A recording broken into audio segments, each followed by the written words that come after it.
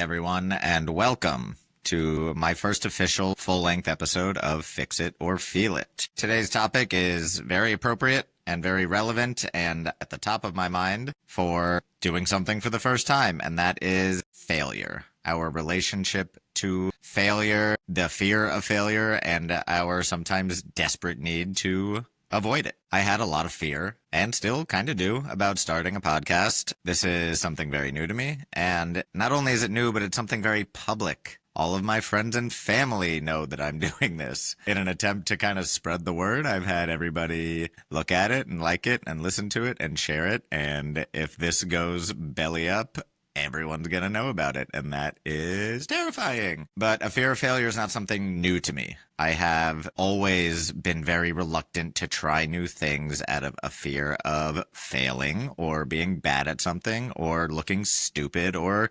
sucking at it publicly. It's kept me from experiencing a lot of things or achieving a lot of things. It's kept me from potential jobs that I've wanted. I had an opportunity to take a job in New Zealand a couple years ago. It's kept me from new experiences or just simple things like a fun night out with friends for like karaoke or something like that, which I'm going to give myself a pass on karaoke because I think we can all agree the one thing that karaoke really does is remind us that every single song is way too long.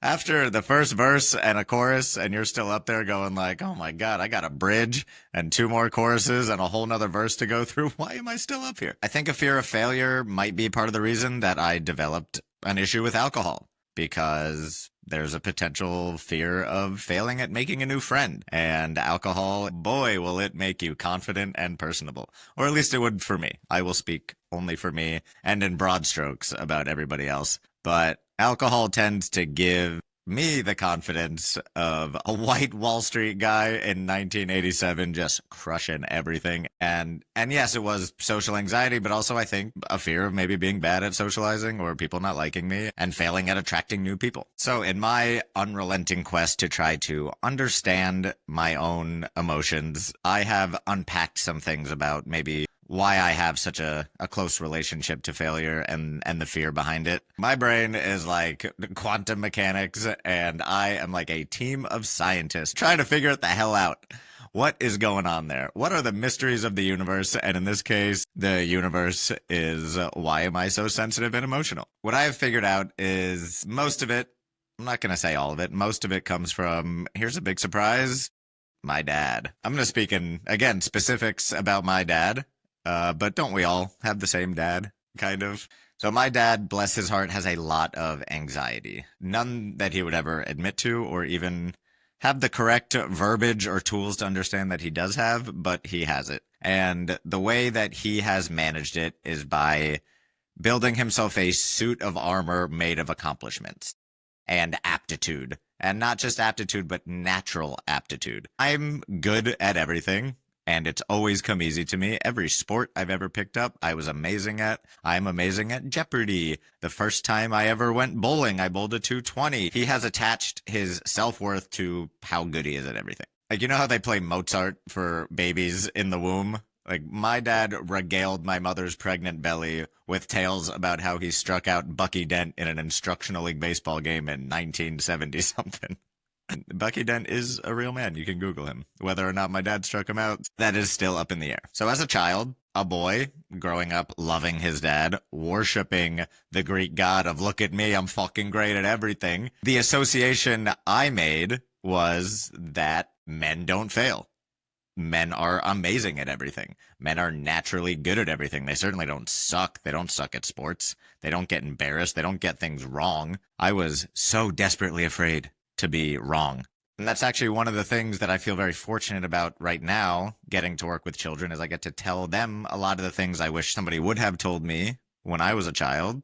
It's okay to be wrong. It's okay to not know things. I'm not only a life coach, I'm also a tennis coach. My dad is a tennis coach. It's the family business. So anyway, I'll be trying to explain something to a kid for maybe a month's worth of lessons and they don't get it. And finally, I'll walk over to them and I'll say, hey, do you know what I mean when I say follow through over your shoulder? And they go, no.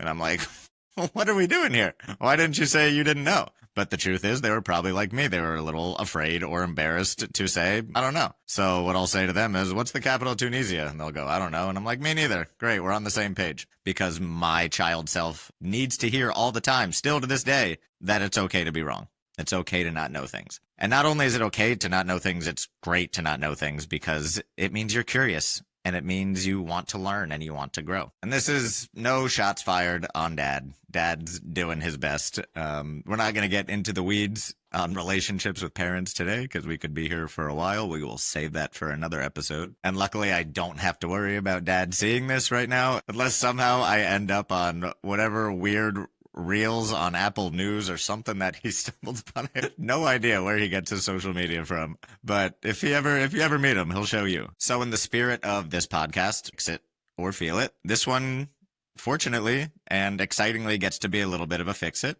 because by the sheer act of you seeing me doing this, it means I have started to overcome this fear. I was talking to my therapist a couple months ago about getting this thing started, and she asked me, do you feel like you have all the tools and the knowledge to move forward and get this podcast off the ground?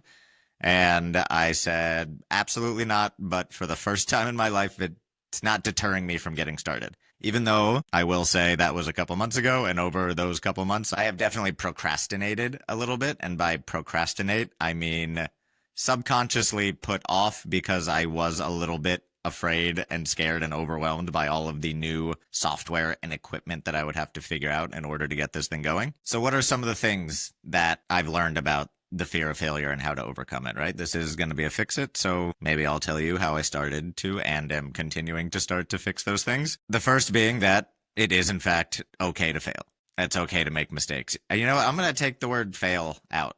Failure is not a real thing as long as you create your own standards for success. We'll go back to it's okay to make mistakes and it's okay to suck at stuff. I had this little breakthrough recently, which is very interesting, and I can apply it to a lot of things. In this instance, we will say that I was telling myself I suck at being consistent. And consistency is one of the biggest things you need when you're going to be on social media or doing a podcast or something like that. And what I realized is that every single time I tell somebody that I'm a tennis coach, the first thing they tell me is, oh my God, I'm so bad at tennis.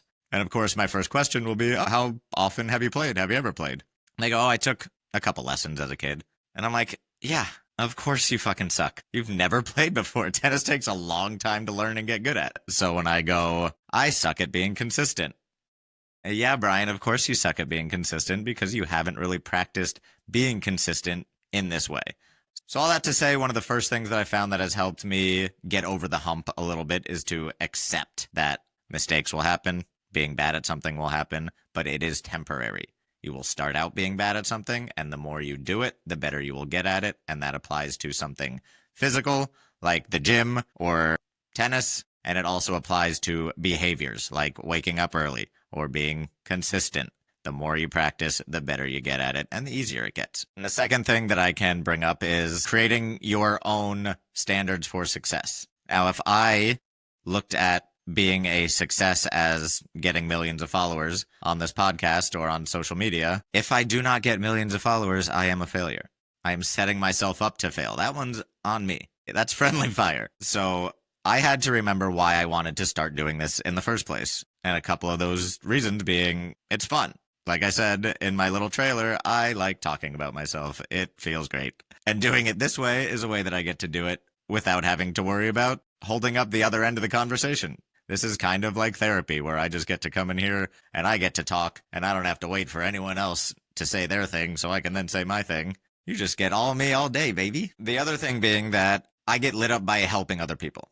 I spent so much time over the last almost 10 years, so focused on helping myself, trying to feel better. I was so depressed and in such a bad way for so long that I dedicated every ounce of mental energy I had to figuring it out. And in the last couple of years, I started talking to some close friends about what it took to get to where I am now, and finding out that a lot of the things that helped me, helped them almost immediately, felt so rewarding. And if somebody somewhere happens to stumble upon me and find my experiences resonate with them, and they use some of the tools that I have collected to feel better about themselves, I mean, that's a home run for me. So my standards for success are going to be just putting it out there. I am not looking at numbers, at least not for a while. I am looking at my own output and my own effort. I am attaching my self-worth to the effort that I make and putting out what I feel to be quality content. And not even, you know what? Not even quality content. I would love to put out quality content. I just want to put it out there.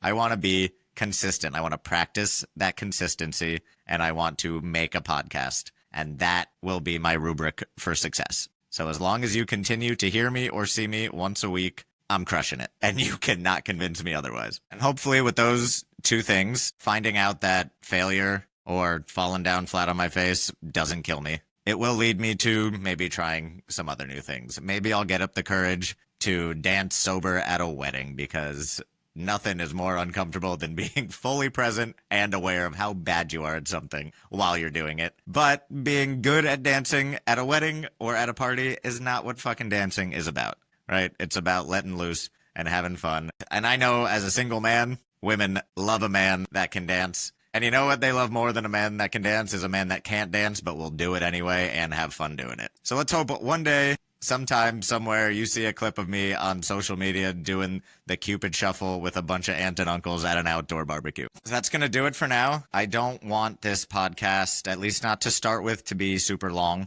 Maybe once we start getting guests, we'll extend it a little bit, but I would prefer for these to be pretty short little check-ins, something you can listen to on a Monday morning that will make you feel a little better about moving through the week. So I've just decided that the way that we are going to end these episodes is with a quote. I love a good quote. I am horny for a good quote. Nothing gets me going like a quote that, as I would say, rewires my brain and my way of thinking. The quote that I will leave you with definitely relates to failure, in so much that whenever you set a goal, there is a chance that you may not achieve it, and there's a chance that it could be difficult to achieve. Both of those things are okay, but the fear of not achieving it should not keep you from trying. So I will paraphrase a quote. You know what? Because I don't feel like looking it up. I got the internet right here, but I don't care.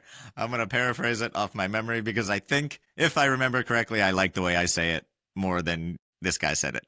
So it is a Joseph Campbell quote. I'm not going to sit here and lie to you and say that I've read everything. If you ever hear me say that I read a book, I definitely listen to it on audiobook. I don't read, even though I'd love to be a person that does read. And the quote is almost as follows, and it's, "The treasures that you most desire are inside the caves you're afraid to enter." So all that to say, or as Pete Holmes would say, and trust me, if you've ever listened to the You Made It Weird podcast with Pete Holmes, you will hear me say a lot of the stuff he has said. He changed my life in a lot of ways. He came up with this right here. We'll get into more of that later, but that comes from Pete Holmes. Pete, if you ever stumble upon this, thank you so much. So that quote is to say that something you want is almost always on the other side of something you don't want. There will be a price to pay for the thing that you want. Oftentimes it is hard work or consistency. And the fear of that hard work has kept me from going to search for those treasures I desire in the past. And I'm sure some of you as well. And I hope that maybe hearing this inspires you to take a couple more chances in your life. That's going to do it for now. I actually have my second therapy session of the day. Yes, I have two therapists. I hope you have a beautiful day. Go make mistakes, go fail, go be wrong, go look stupid, and I will love you anyway. Peace out and bye-bye.